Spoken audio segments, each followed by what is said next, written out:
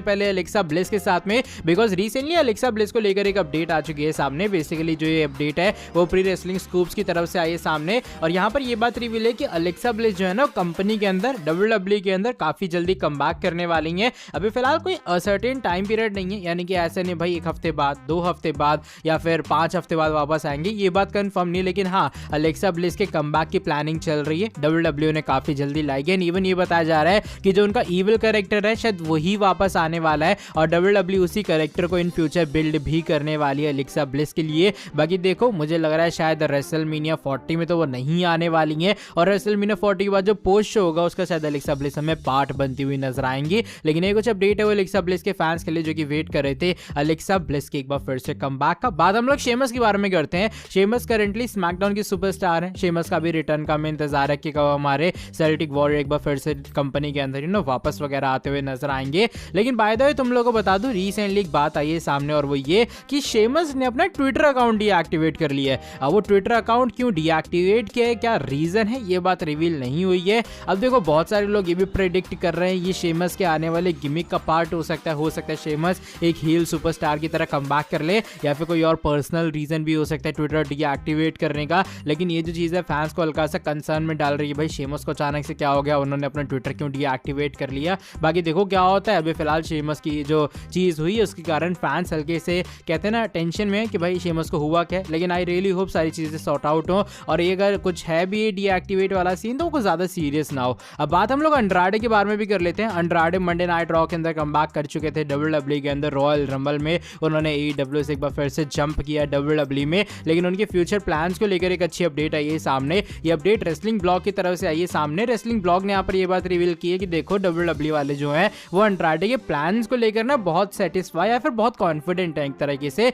कि भाई हमारे जो अंड्राडे के प्लान्स हैं वो अच्छे प्लान्स हैं। एंड इवन अंड्राडे को पुश करने के बारे में भी सोचा जा रहा है कि अच्छे खासा जो पुश है वो उन्हें WWE कंपनी के अंदर मिलेगा। तो मुझे लग रहा है या फिर अंड्राडे मंडे नाइट रॉ के अंदर गंथर के पीछे जा सकते हैं इन फ्यूचर, क्योंकि उनका भी फिलहाल कोई ऐसा मैच वगैरह हुआ नहीं है। अब रेसलमेनिया में तो गॉन्टलेट मैच का जो विनर है उसको मौका मिलने वाला है। क्या अंड्राडे उसके अंदर आखिरी में जाके ऐड होंगे या फिर नहीं, ये तो मंडे नाइट रॉ में ही पता लगेगा। लेकिन ये अच्छी न्यूज़ है, जो लोग अंड्राडे को देखना चाह रहे थे एक टॉप लेवल सुपरस्टार के ऊपर, तो WWE उन्हें अच्छी बुकिंग फाइनली देने के बारे में सोच रही है उनके सेकंड रन में। बात हम लोग हमारी नेक्स्ट स्टोरी के बारे में करते हैं जो कि समर स्लैम 2024 के बारे में जुड़ी है। समर स्लैम WWE का ऑफ कोर्स एक बहुत बड़ा शो होता है और इसे हम लोग सेकंड रेसलमेनिया भी कहते हैं। लेकिन इसकी लोकेशन वगैरह को लेकर कुछ बातें आई हैं सामने। बताया जा रहा है कि WWE वालों ने ऑलरेडी एक जो वीडियो पैकेज है वो रिकॉर्ड करके रख लिया है, चीजें शूट हो चुकी हैं, और अब हमें रेसलमेनिया 40 के अंदर ना एक वीडियो पैकेज दिखाई देने वाला, और इस वीडियो पैकेज के अंदर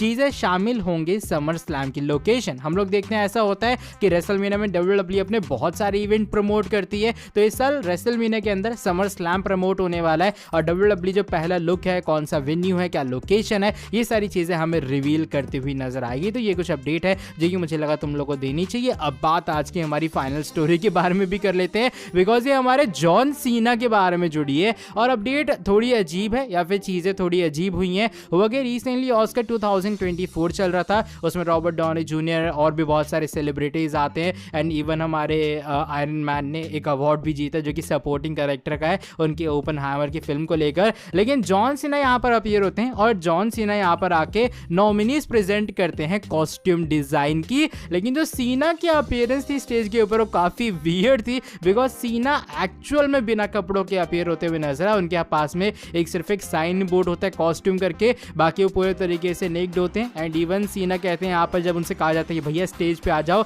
तो सीना कहते हैं भैया जो मेंस हैं उनकी बॉडी भी वैल्यू करती है, लेकिन फिर भी सीना कैरेक्टर हल्का सा प्ले करके स्टेज के ऊपर आते हुए नजर आए। और यहाँ पर वो नॉमिनीज अनाउंस करते हैं। मैं एक वीडियो क्लिप डाल दूंगा, तुम लोग देख लेना कि यहाँ पर हुआ क्या है कि बीच में एक ऐसा मूवमेंट आता है जैसे सीना नॉमिनीज अनाउंस करते हैं तो उन्हें अजीब सा ड्रेस पहना दी जाती है, और इसी ड्रेस के साथ इवन वो बैक स्टेज के ऊपर भी गए। मैं बैक स्टेज वाली भी फोटो डाल दूंगा। और यहाँ पर जॉन सीना, बैड बनी एंड द रॉक का एक सॉर्ट ऑफ रियूनियन भी हुआ है। अब ये जो चीज़ है ना, जॉन सीना का जो पूरा एक्ट था कि वो एकदम बिना कपड़ों के आ गए थे स्टेज के ऊपर, काफ़ी वायरल वगैरह भी जा रहा है। लेकिन ये कुछ हिलेरियस एक्ट हमारे जॉन सीना ने किया है ऑस्कर 2024 के ऊपर। अब बैड बनी एंड जो द रॉक है वो इंटरनेशनल फिल्म जो कैटेगरी है उसके नॉमिनीज वगैरह भी अनाउंस करते हुए नजर आए। बहुत सारे अवार्ड्स बटे हैं, और मेरे हिसाब से भी ऑस्कर चल ही रहा है जब मैं वीडियो रिकॉर्ड कर रहा हूँ। तो भाई ये कुछ बातें हैं जो कि मुझे लगा जॉन सीना को लेकर तुम लोग को बतानी चाहिए।